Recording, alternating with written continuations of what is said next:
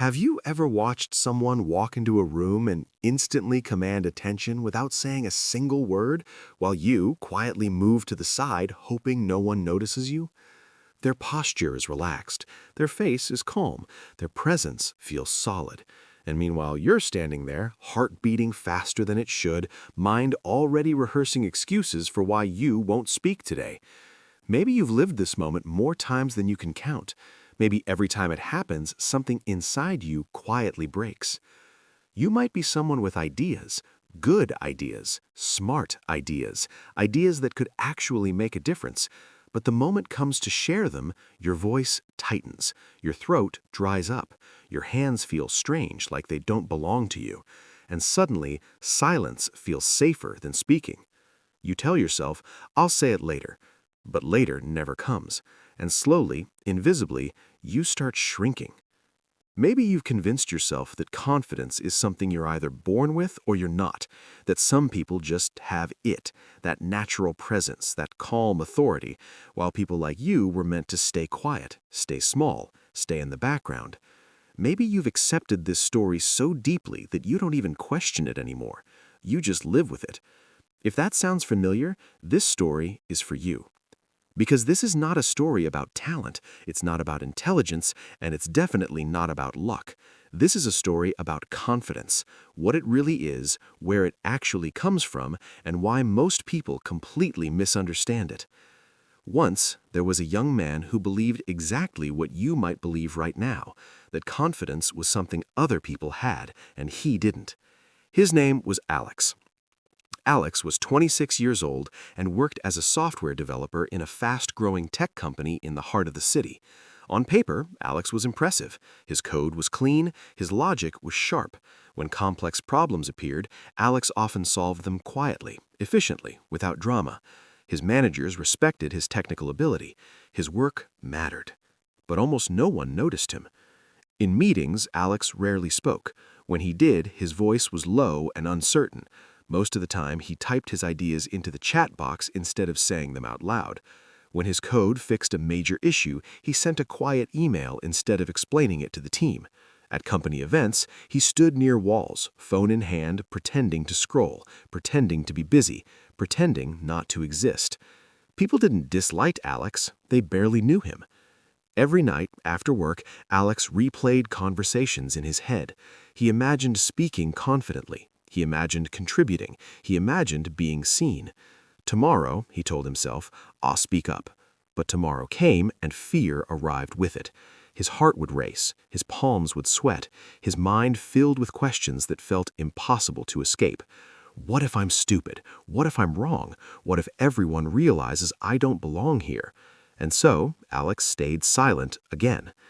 He watched his colleague Jason lead meetings effortlessly. Jason joked with executives, he challenged ideas, he spoke with ease. From the outside, Jason looked fearless, like confidence was something built into his DNA.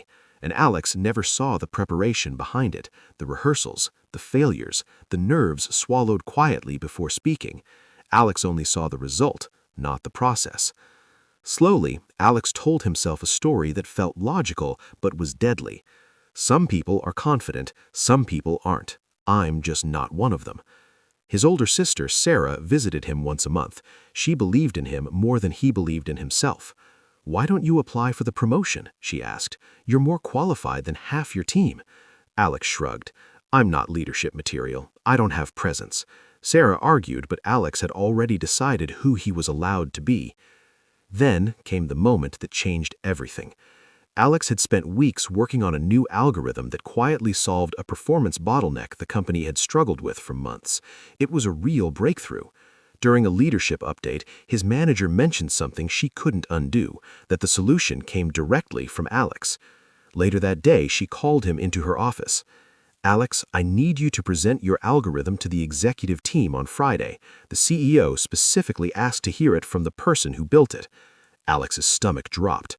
Can't someone else present it? I can prepare them. She shook her head. No one understands it like you do. This is your work. Then she added something that terrified him. And if they push back, it won't be the slides that save it. It'll be you. For 3 days, Alex barely slept. He built perfect slides, he memorized transitions, he practiced in front of the mirror until the words felt carved into his tongue. But no matter how prepared he felt, the fear didn't leave. Friday arrived. 12 executives sat around the table, the CEO at the head, calm, silent, watching. Alex clicked to the first slide. He spoke one sentence. His voice shook. Then his mind went blank. Not because he didn't know the material, but because under pressure, the brain can lock itself out. The next sentence vanished. The room felt unbearably quiet. His hands shook. Heat crawled up his neck. Seconds stretched into something painful. Someone coughed. Someone checked their phone. His manager tried to help. Alex, just give us the one-sentence problem statement. Nothing came out. After a few moments, she stepped in. Let's take a short break. Alex walked out fast, too fast, like staying would cause him to fall apart completely. In the bathroom, locked inside a stall, his body trembled. He pressed his forehead against the cold door and whispered, "What is wrong with me?" For the first time, quitting felt reasonable, logical, safe. That evening, alone in a coffee shop, staring at nothing, Alex felt like a failure. Not because he lacked skill, but because he couldn't show it when it mattered. That's when a woman in her 50s approached his table. She had calm eyes, quiet confidence. "I couldn't help noticing," she said gently, "you seem to be carrying a heavy weight. I'm Dr. Michelle Ross. I work with people on performance under pressure." Normally, Alex would have said no, but something in her presence made him talk. He told her everything. When she finished, she said something that stopped him cold. "Confidence isn't something you're born with," she said. "For most people, it's built." She explained that confidence has 3 parts: deep understanding, gradual exposure, and nervous system control. Not motivation, not positive thinking, training. Confident people still feel fear, she said. They just act with fear in the room. She offered him a deal. 30 days, a structured plan, no shortcuts. And Alex said yes. The first week was about knowledge, not memorizing scripts, understanding deeply. The second week was micro-exposure, one question, one idea, small reps. The third week was deliberate practice, safe rooms, repetition. The fourth week was graduated challenge. And slowly, something changed. Alex didn't become fearless, he became trained. Months later, he led meetings, he handled pressure, he got promoted. Not because he changed who he was, but because he learned a skill no one ever taught him.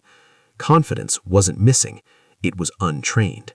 And that is incredible news, because training is something you can do. Alex didn't wake up one morning suddenly confident. There was no dramatic overnight transformation. What changed instead was something quieter, something far more powerful. He stopped waiting for confidence to arrive and started training for it deliberately, the same way he had trained himself to write clean code, one rep at a time, one uncomfortable moment at a time. Most people misunderstand confidence because they only see the final result. They see someone speaking clearly in a meeting, standing tall, answering questions calmly, and they assume confidence is a personality trait, something internal, something fixed. What they don't see is the invisible work that happens long before that moment ever arrives. Confidence is not built on a stage, it is built in private. After his conversation with Dr. Ross, Alex began to notice something important. Every time he avoided speaking, his fear grew stronger. And every time he spoke, even badly, something inside him relaxed just a little. Fear, he realized, wasn't logical, it was trained, and that meant it could be retrained. Dr. Ross explained it to him like this: your nervous system is not your enemy, it is a protection system. When it senses danger, it reacts. The problem is that modern fear is rarely physical danger. Your brain doesn't know the difference between a lion and a boardroom full of executives. It reacts the same way. Fast heart, shallow breathing, tunnel vision. The goal isn't to eliminate that reaction. The goal is to teach your body that you can survive it. That's why motivation fails. Motivation doesn't rewire your nervous system. Repetition does. Alex began practicing what Dr. Ross called pressure familiarity. He didn't aim to feel confident. He aimed to feel familiar with discomfort. The first few times were awful. His voice still shook, his chest tightened. But something strange happened. The fear didn't kill him, and because it didn't kill him, it lost a little bit of its power. This is where most people quit.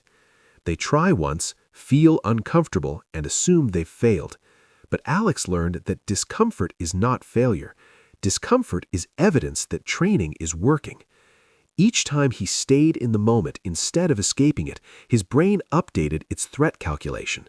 This isn't danger, it learned. This is survivable. That is how confidence is built at the biological level. Weeks passed, and Alex began noticing changes that weren't dramatic but were real.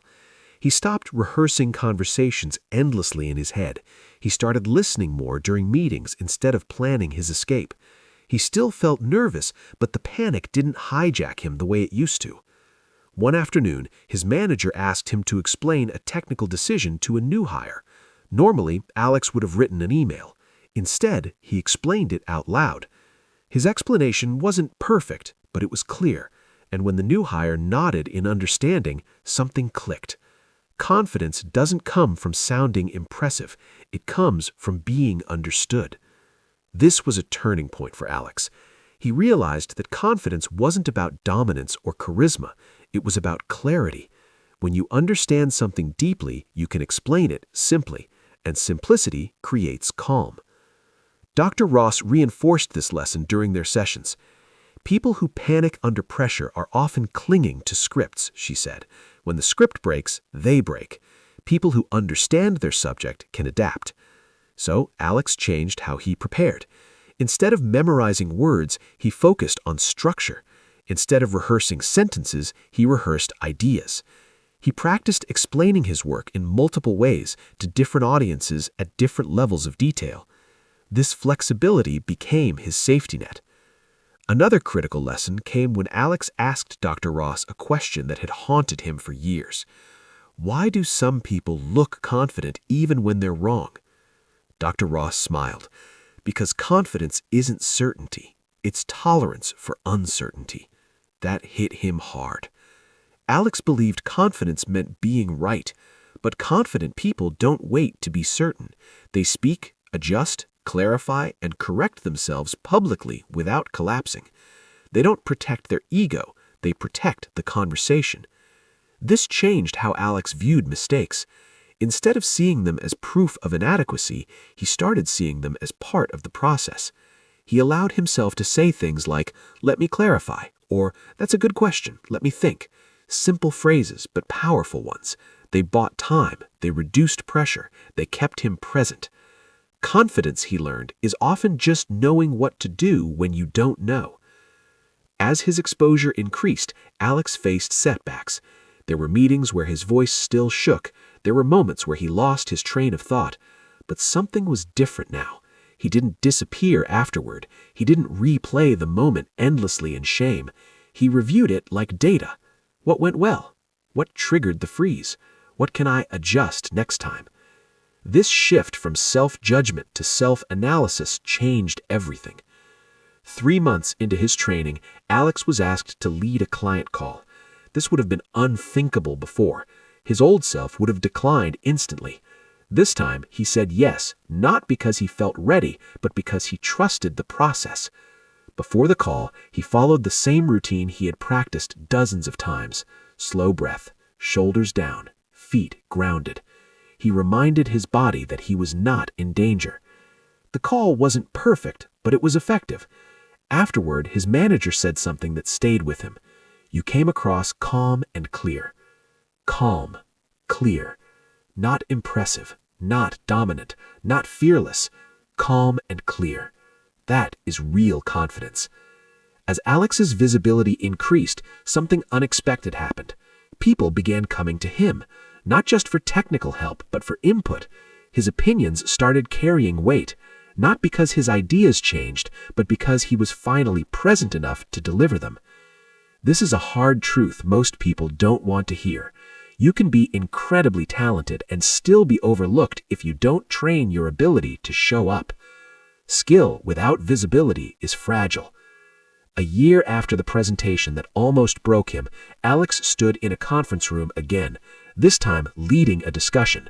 He felt nerves, yes, but they no longer controlled him. They fueled him. Later that day, he received the promotion he once believed he wasn't built for. When he met Dr. Ross for coffee to thank her, she corrected him gently.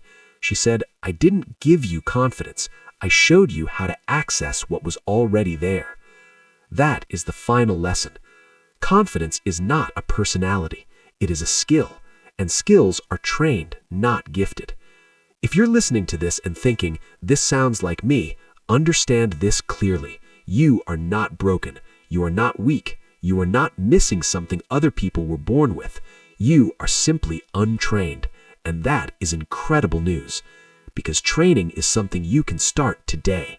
Not tomorrow, not when you feel ready. Today. Start small. Stay present. Stack reps. And stop waiting to feel confident before you act. Action comes first. Confidence follows.